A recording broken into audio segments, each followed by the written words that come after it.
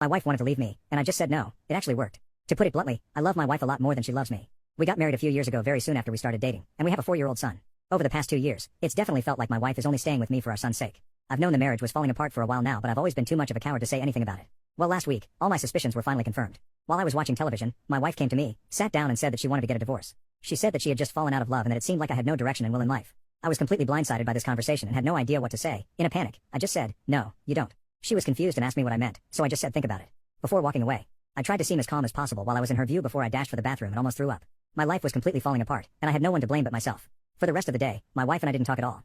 We didn't speak at dinner or while putting our son to bed. We didn't even say goodnight to each other. The next morning, after I got up early and was getting ready to go to work, my wife came up to me and kissed me on the lips. It was the first time she had done that in months. She told me that I was right, she had thought about it, and she wasn't going to leave. She also said she was super impressed that I was ready to fight to keep our marriage together, and that I was finally becoming a real man.